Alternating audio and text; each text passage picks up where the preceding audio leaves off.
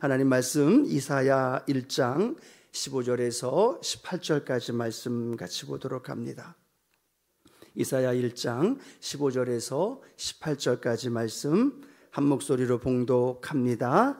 너희가 손을 펼 때에 내가 내 눈을 너희에게서 가리고 너희가 많이 기도할지라도 내가 듣지 아니하리니 이는 너희 손에 피가 가득함이라. 너희는 스스로 씻으며 스스로 깨끗하게 하여 내 목전에서 너희 악한 행실을 버리며 행악을 그치고 선행을 배우며 정의를 구하며 학대받는 자를 도와주며 고아를 위하여 신원하며 과부를 위하여 변호하라 하셨느니라. 야훼께서 말씀하시되 오라 우리가 서로 변론하자. 너희 죄가 주홍 같을지라도 눈과 같이 희어질 것이요 진홍같이 붉을지라도 양털같이 희게 되리라. 아멘. 오늘 본문 말씀 가지고 기도를 방해하는 것들을 제거하라 라는 제목으로 함께 하나님 말씀 나눕니다. 함께 고백할까요? 기도를 방해하는 것들을 어떻게 해야 될까요? 제거해야 합니다. 그래야 우리의 기도를 통해 하나님 앞에 더 깊이 나아갈 수 있고 또 그 기도가 응답과 능력으로 함께 합니다. 우리가 금요일 날마다 함께 기도에 대해서 말씀을 나누고 있죠. 기도하지 않으면 죽는다는 그런 마음의 그런 심정을 가지고 반대로 기도하면 산다라는 거죠. 그렇게 이 기도의 중요성을 금요 성령 예망에 오신 분들은 이미 다 알고 계시죠. 그래서 이 기도의 자리에 나오셨고 또 우리가 기도할 때 하나님께서 놀라운 응답으로 인도해 주십니다. 그래서 기도하기 위해 우리는 깨어 있어야 되고 오늘도 기도하실 때 깨어 기도해야 합니다. 그리고 기도한 이후에도 그 기도의 응답이 내게 올 때까지 깨어서 하나님 주신 응답을 경험하고 기도하는 것으로 만족하면 안 됩니다. 그 기도는 하나님의 응답으로 우리 가운데 이루어집니다. 성경에 수많은 기도의 약속이 있었고 또 그 기도의 약속을 붙들고 기도한 자들에게 하나님 응답하셨고 또 그 기도에 응답하신 하나님의 사건과 이야기들이 성경에 가득 차 있어요.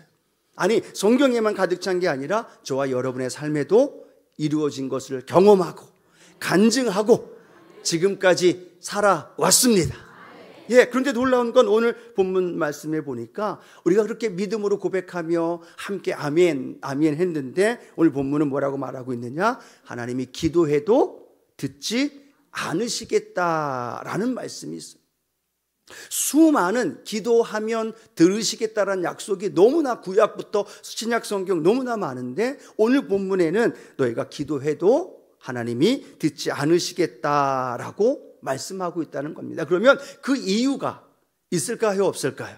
있어요. 수없이 많은 사람들, 수없이 많은 약속의 말씀들로 기도하면 응답하리라 그 말씀이 같이 병행돼서 왔는데 오늘 본문은 기도해도 들으시지 않겠다라고 말씀하고 있다면 그 이유를 우리가 알아야 혹시나 내가 하나님 앞에 기도할 때 응답받지 못하는 것이 있다면 내가 기도할 때 내 삶에 방해받고 또 그 응답을 내가 경험하지 못하는 것이 있다면 오늘 이 말씀을 통해 다시 한번 하나님 앞에 깨닫고 또 기도의 능력이 저와 여러분 안에 있게 되기를 축복합니다.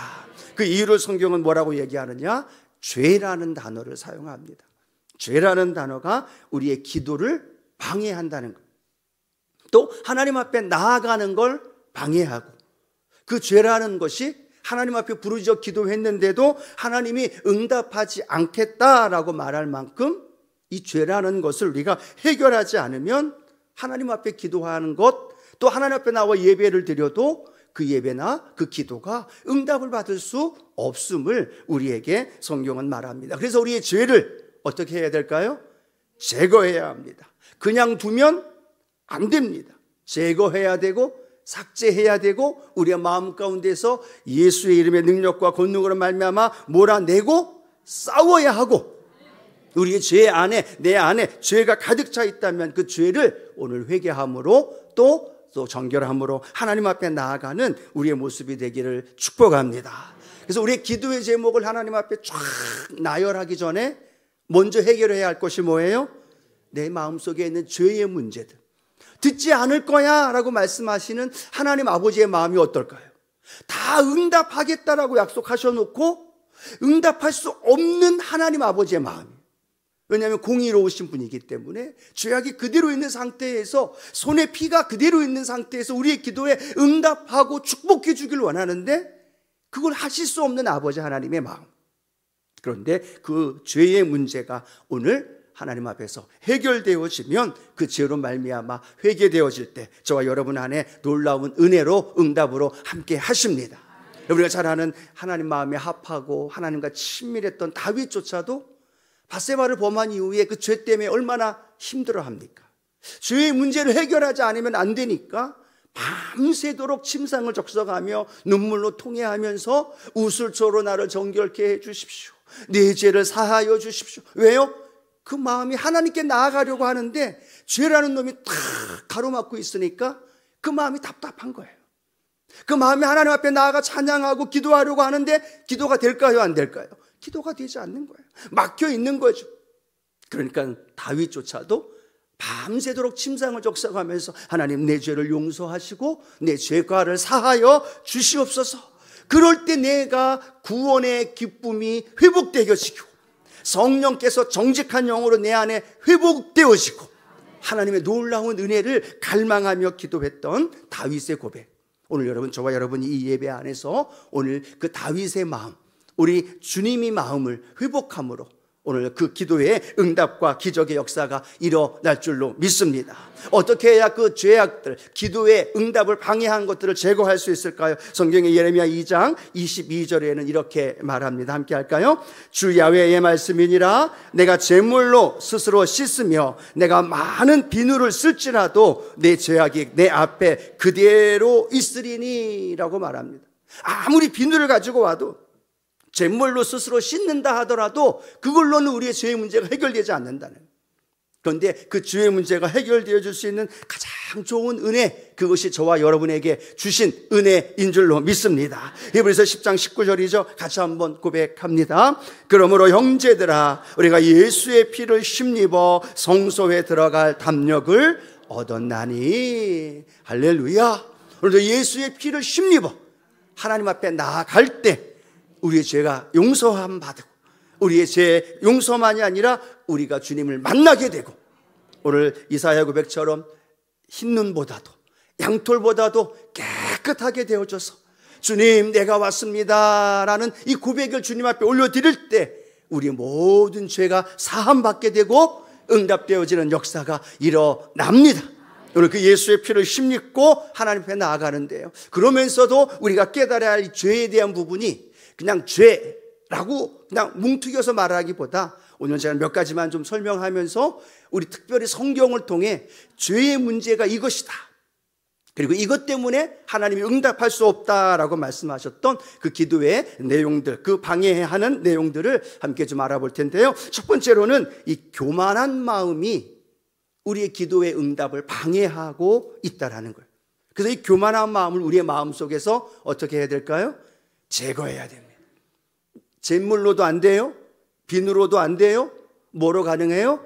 예수의 피를 힘입어서 오늘 저와 여러분 안에 있는 이 교만한 마음들을 다 깨끗이 사함받게 되어지고, 오늘도 겸손함으로 하나님 앞에 나아가기를 축복합니다. 이 교만한 마음은요, 에덴 동산에서 아담과 하와가 선악을 알게 하는 나무를 따먹을 때, 그때에 사단이 이 하와와 아담에게 무엇을 보면서 요구하면서 그들에게 유혹했습니까? 야, 선악을 알게 한 나무 따먹어. 그러면 너희가 어떻게 되리라? 너희 눈이 밝아지리라. 밝아지는 것만이 아니라 어떻게 돼요? 하나님과 같이 되리라. 그렇죠? 눈이 밝아지는 데에는 별로 안 들었을 것 같아요. 그런데 그 다음 뭐라고 얘기해요? 내가 하나님같이 되어질 거라라고 말하는 말에 아마도 하와나 아담이나 그 말에 손짓하지 않았을까요? 아, 내가 하나님처럼 돼? 라는 교만한 마음이 그 안에 싹이 뜨기 시작하고, 그 마음이 그 안에 들어왔을 때 그 선악을 알게 하는 나무가 보암직하고 먹음직하고 지롭게 할 만큼 탐스러운 그런 모습 속에서 그들이 결국은 선악을 알게 하는 나무를 따먹게 되고, 그 마음속에 교만함이 들어왔을 때 죄가 시작됐다는 거예요. 그 죄의 결과는 우리에게 어떻게 다가올까요? 우리의 인생 속에 계속되어지는 교만의 자리가, 교만의 모습들이 나는 아니지요 라고 부정한다 할지라도 어쩔 수 없이 우리 인생에는 계속 교만함이 다가올 수밖에 없다라는 겁니다. 그래서 우리는 이 교만함과 어떻게 해야 돼요? 싸워야 되는 거예요. 예수의 피를 힘입고 그 교만함을 내어 쫓아야 된다는 거예요. 가만히 있으면 어떻게 돼요? 교만해져요. 기도의 무릎을 꿇지 않으면 교만해져요. 기도의 무릎을 하나 앞에 낮아지고 겸손해지지 않으면 교만함이 우리 안에 스물스물 올라와요. 나를 인정해 주길 원하고 내가 높아지길 원하고 남 앞에서 인정받기를 원하는 마음들이 스물스물 올라와요. 여러분, 그게 당연한 거라는 거예요. 자연스럽다라는 겁니다. 그게 죄의 본성이기 때문에. 성경에 보면 이스라엘 백성들이 하나님께 심판을 받았던 이유도 이렇게 기록합니다. 예레미야 13장 9절 말씀인데요, 함께 합니다. 야훼께서 이와 같이 말씀하시니라. 내가 유다의 교만과 예루살렘의 큰 교만을 이같이 썩게 하리라. 아멘. 말씀하고 있는 게 그거예요. 그 유다나 이스라엘이나 선민입니다. 그들이 하나님 몰라서 교만했을까요? 선지자들을 통하여서 너희가 교만한 걸 회개하라고 이야기를 안 들었을까요? 아니요, 수없이 들었겠어요. 그럼에도 불구하고 죄의 본성이 그대로 그들 마음 가운데 있으면서 하나님의 말씀을 듣지 않고 자기 스스로가 하나님같이 되어지는 그런 판단과 그런 결정을 하기 시작하고 하나님이 아닌 다른 우상들, 아니 자신을 섬기기 시작하는 교만한 마음이 그들 안에 가득했을 때 하나님은 그들을 심판할 수밖에 없는 안타까운 모습을 우리 가운데 보여진다는 거죠. 그런 사랑하는 성도 여러분, 우리 안에 있는 이 교만한 마음, 우리가 기도를 통해서 하나님 앞에 겸손한 마음으로 바꾸는 은혜가 있게 되기를 축복합니다. 성경은 이렇게 말합니다. 여러분, 교만한 사람은 기도하지 않을까요? 기도한다는 겁니다. 그런데 목적이 뭐예요? 겸손하게 하나님의 도움을 구하는 것이 아니라 교만한 사람들은 우리가 똑같이 기도합니다. 어쩌면 여기에도 우리도 그런 마음이 있을 수도 있죠. 교만하면서도 기도의 자리에 나와요. 근데 그 가장 주된 포커스가 뭘까요? 그 교만함으로 인하여 자신의 목적을 이루기를 원하고 그 목적이 이루어져서 하나님께 영광을 올려드리는 것이 아니라 바리새인처럼 자신이 높아지기를 원하는 마음으로 기도하는 그런 교만한 사람들도, 그렇게 기도라는 통로를 통해서 하나님 앞에 외적으로 나아가는 그런 모습들이 성경을 통해서 우리에게도 보여진다라는 것. 아, 내가 이 기도가 깨어 기도해야 된다는 이유가 바로 그것이구나. 이 기도를 통해 내가 높임받고 내 업적이 드러나고 내가 나타나는 것이 아니라 나는 죽고 예수만 살고 그리고 내 안에 예수 그리스도의 십자가의 은혜로 말미암아 겸손하게 하나님의 도우심을 갈망할 수 있는 그러한 기도의 사람, 그러한 겸손한 사람, 오늘 저와 여러분이 되어지기를 축복합니다. 놀라운 하나님의 말씀 우리가 잘 알고 있잖아요. 얼마나 무서운 말씀인지. 베드로전서 5장 5절 말씀인데요, 같이 한번 고백합니다. 젊은 자들아, 이와 같이 장로들에게 순종하고 다 서로 겸손으로 허리를 동이라. 하나님은 교만한 자를 대적하시되 겸손한 자들에게는 은혜를 주시느니라. 아멘. 교만한 자들에게 하나님 어떻게 하신다고요? 교만한 자들에게 은혜를 주셔요? 교만한 자들에게 어떻게 하신다고요? 대적하신다. 겸손한 자에게는 이게 물어볼 때 잘 대답하셔야 됩니다. 교만한 자는 하나님이 친히 대적하신대요.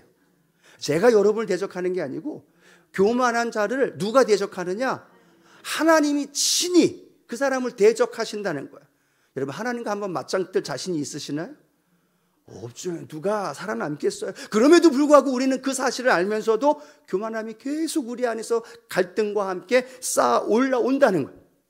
이 기도의 자리가, 이 예배의 자리가 우리의 교만함을 죽이는 자리가 되고 우리의 교만함을 제거하는 자리가 되고 겸손히 하나님의 도우심을 구하는 은혜의 자리가 되어지기를 축복합니다.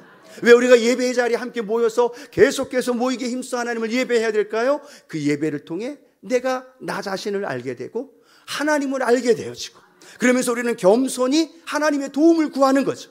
그것이 기도가 되어질 때 하나님은 그 기도를 통해 겸손히 구하는 자들에게 응답하시고 그 응답이 오늘 어떤 단어로 우리에게 설명하느냐? 은혜를 주신다. 은혜는 내가 뭘 했기 때문에 받는 게 은혜가 아니죠. 내가 뭘 했기 때문에 그 대가로 받는 게 은혜가 아니에요. 오늘 우리가 기도하면서 겸손히 나아갈 때 내가 기도에서 받는 그 기도의 응답도 있지만 놀라운 건 내가 기도하는 것보다 더 크고 더 넓고 더 높은 하나님의 그 은혜가 저와 여러분에게 부어 주십니다. 그걸 우리는 갈망하면서 하나님, 내 마음에 있는 이 교만한 마음을 제거하게 하시고 겸손한 마음으로 날마다 함께하여 주옵소서. 근데 많은 신학자들이나 많은 목회자들이 이야기하는 것 중에 하나가 뭐예요? 예배를 가장 많이 드리고 기도를 가장 많이 하고 가장 교회 일에 열심을 다하는 사람들이 넘어지기 쉬운 마음이 교만한 마음이라는 거예요. 우리는 주의를 깊게 생각해야 됩니다. 예배를 많이 드리고 말씀을 많이 알고 재직이 되고 교회에서 더 많이 하나님의 일을 하는 사람일수록 교만한 마음이 더 자리 잡을 수 있다는 사실.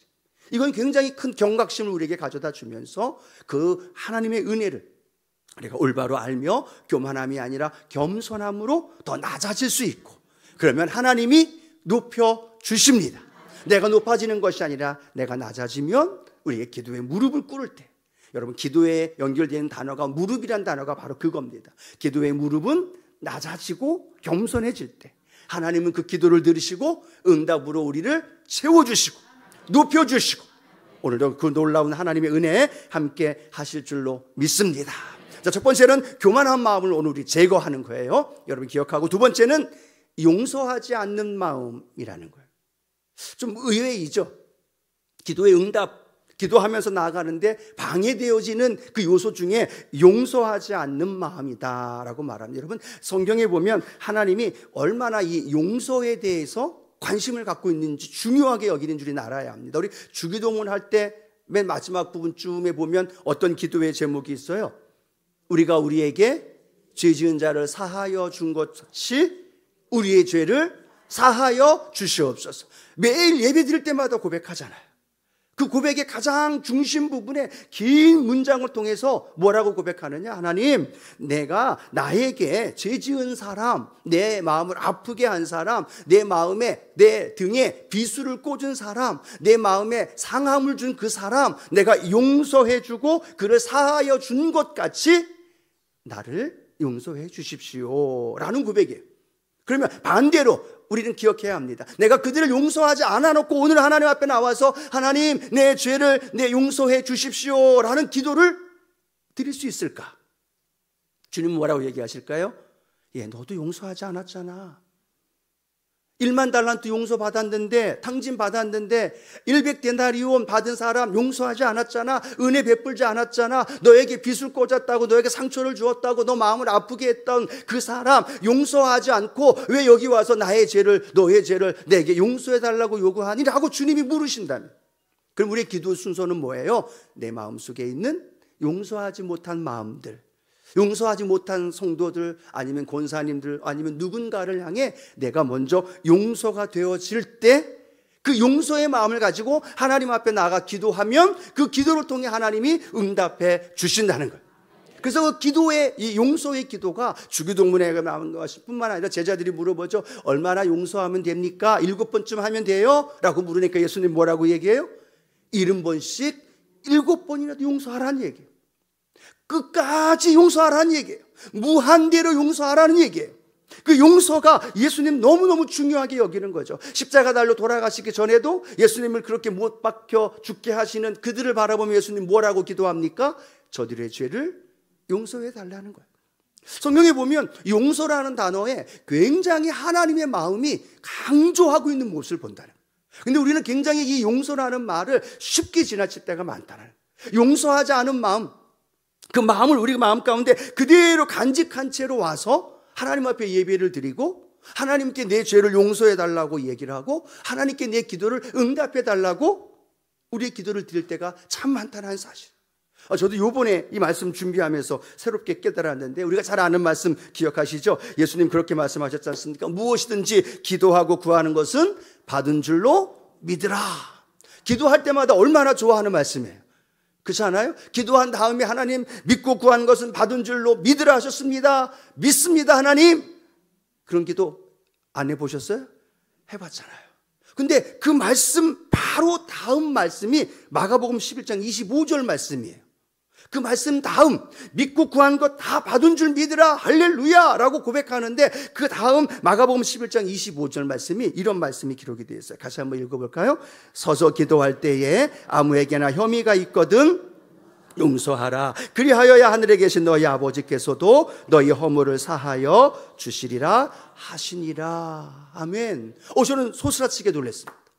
무엇이든지 믿고 구하는 건 다 받으리라 라고 말씀하시면서 믿음으로 구한 것 응답하고 그렇게 확신을 가지라 라고 말씀하시면서 그 다음 절에 25절에 그런데 그 기도 속에 너희들이 주의해야 할 것이 하나 있다 라고 말하는데 그게 뭐예요? 우리에게 혐의가 있거든.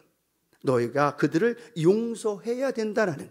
그래야만 하늘아버지께서도 너희 허물을 용서해 주신다라는 말씀이 같이 예수님이 그 말씀을 하고 계시다는 거예요.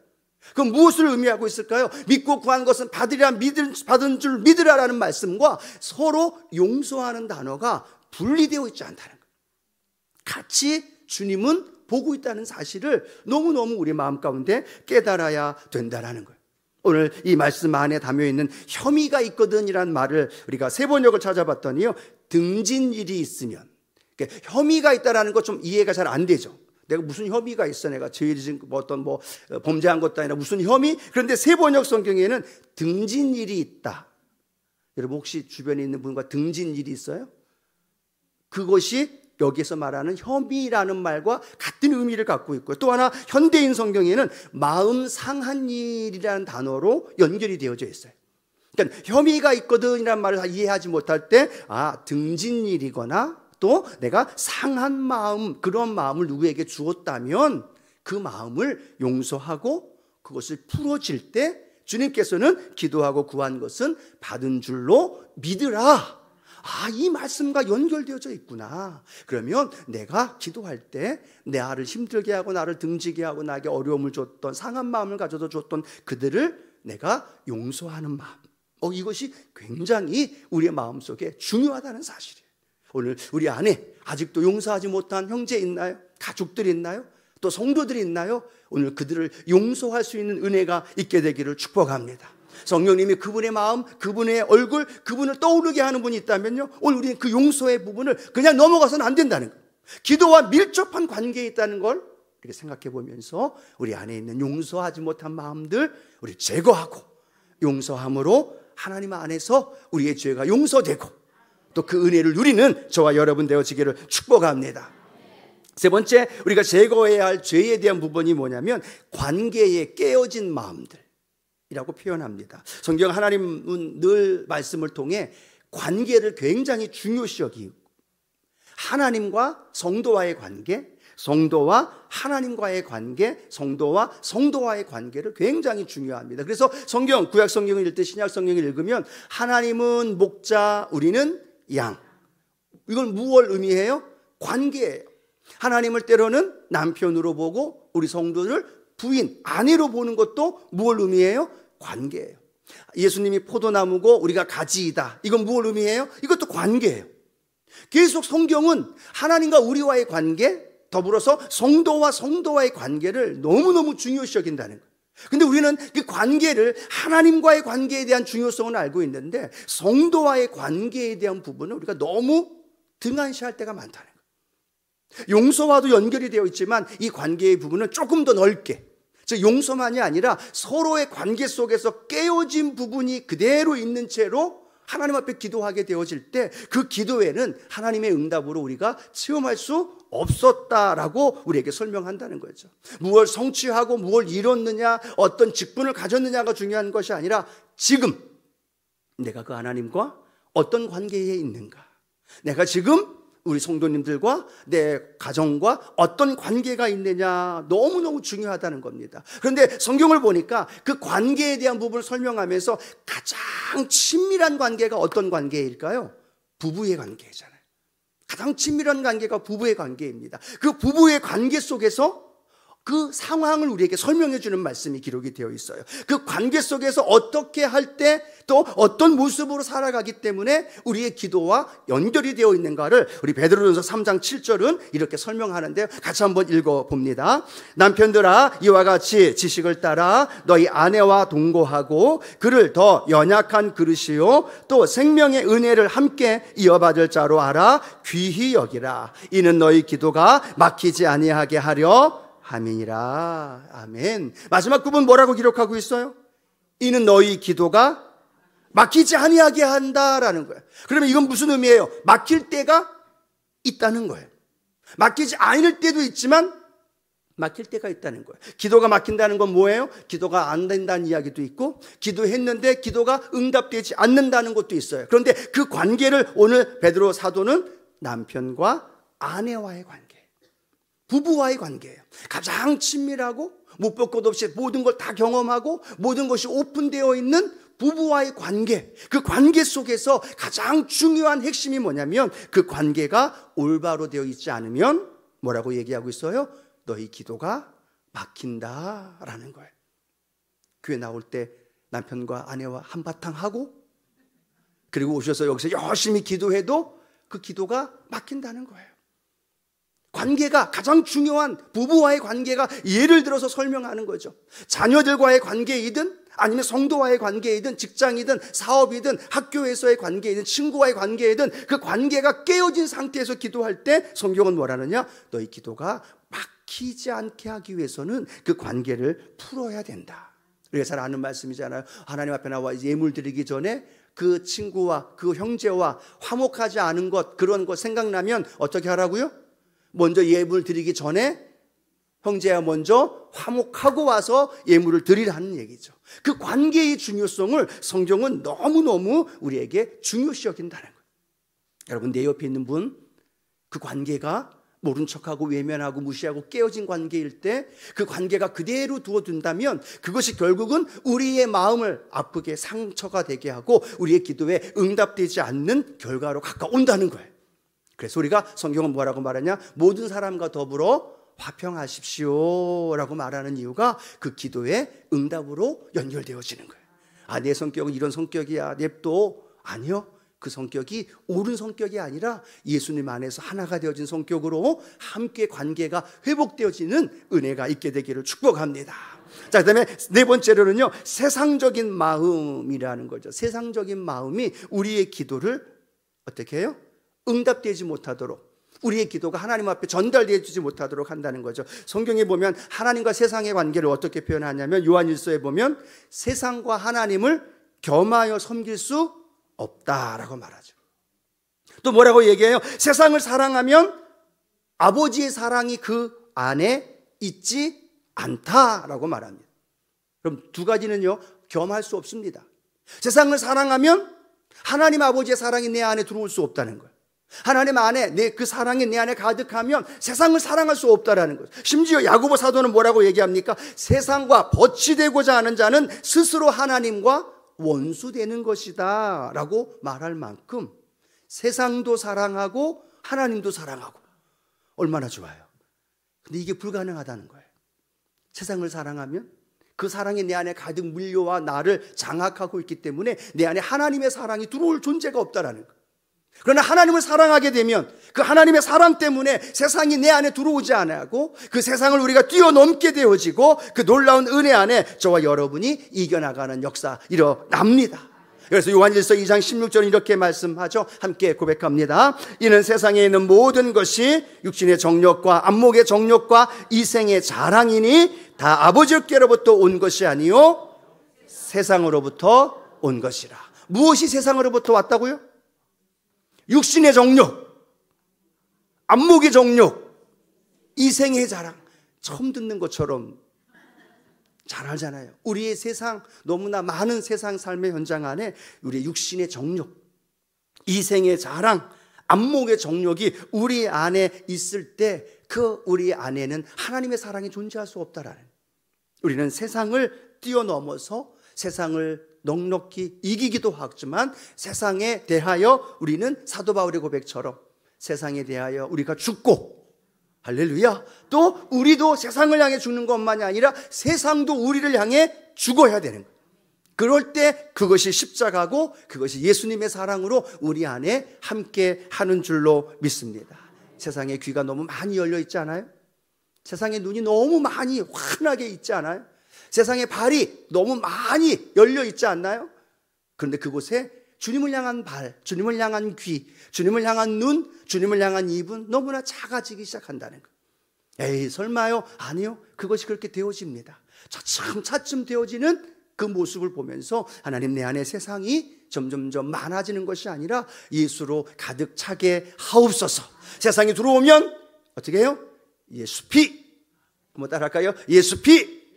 네, 세상이 들어오면 예수 피로 내어 쫓고 그 안에 예수 그리스도의 보혈로 주의 사랑으로 채울 수 있는 마음, 그런 은혜가 있게 되길 원하고요. 마지막 하나 더 하면, 의심하는 마음이 우리 안에 들어올 때 그 의심하는 마음으로 인하여 우리의 기도가 응답되어지지 않는다라는 말씀이죠. 야고보서 1장 6절 함께 한번 읽어봅니다. 오직 믿음으로 구하고 조금 더 의심하지 말라. 의심하는 자는 마치 바람에 밀려 요동하는 바다 물결 같으니. 7절도 같이 읽어봅니다. 이런 사람은 무엇이든지 주께 얻기를 생각하지 말라라고 말합니다. 의심하는 것. 의심하는 건요, 쉽게 얘기하면 두 마음 갖는 거예요.